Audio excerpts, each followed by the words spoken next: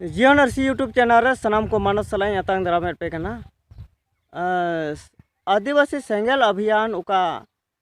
सरना धर्म और नुआ उका संताली राजभाषा नुआ रिया अडी डिमांड चला करना और नितो इलेक्शन रिया उका आचार संहिता लागू कानते पासे नुआ इयाते जहान उनकाना आंदोलन रिया चितर को बांग ᱧᱟᱢᱚᱜ ᱠᱟᱱᱟ से नुआ को रिया मीटिंग इमान बांग ᱧᱮᱞᱚᱜ ᱠᱟᱱᱟ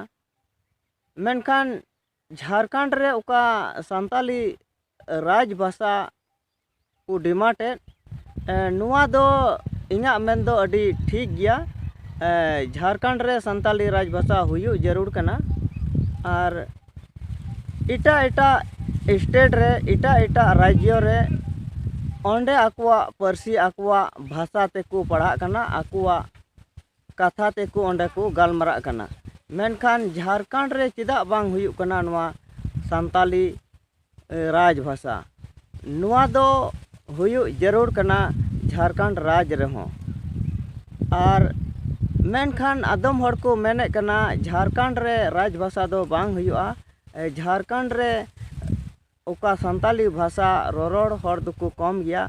हिंदी भाषा रोरोड़ हर मिना कुआ नुआ कथा को मेनेट कना मेनखान नोंडे उका आदिवासी को मिना कुआ से आदिवासी वा राज्य ᱧᱩᱢ कते मिटेन नोंडे छटियर कना उना लिकाते नोंडे आदिवासी को मुद रे उका दो संताली परसी रोरोड़ हरगी जस्ती दो मिना कुआ हिंदी रोड वाला दो मिना को गया मेनखान नुकु कुआ कथा दो चिकाते झारखंड दो चला नुकु को उका हिंदी परसी को रेड़ कान नुकु को दो बाहरे रेन मिट घुसपेट हो कना को चेदा जे नोंडे आयमा गी नुकाना ñेलो कना बिहार खोय उत्तर प्रदेश खोय बंगाल खोय हेज कते नोंडे को डरा कना आ नोंडेन को बसिंदा हर को लिखा कना मेनखान नुकु को हड़ा भाषाते चिकाते नोंडे दो नुकु को मेनेट कना जे उकोय को मेनेट कान जे झारखंड रे राजभाषा संताली बांग हुयुआ मेनखान नुकु बारहे होड़ा कथा लिकाते चिकाते चला नोंडे आदिवासी कुआ राज बिता में हो मुंडा खड़िया और उका दो 32 ती नोंडे जनजाति मेना को नुकु कुआ भाषा को मुद खन संताली भाषा रोरोड़ हर जस्ती मिना कुआ उनका लिकाते संताली भाषा झारखंड राज्य रे राज परसी हुयु जरूर कना और चे नुआ राज परसी निया झारखंड रिया उका लोकसभा चुनाव हुयु कान झारखंड राज्य रे मिट नोंडे हो मिट नुआ मुद्दा हुई दाड़िया जे झारखंड राज्य रे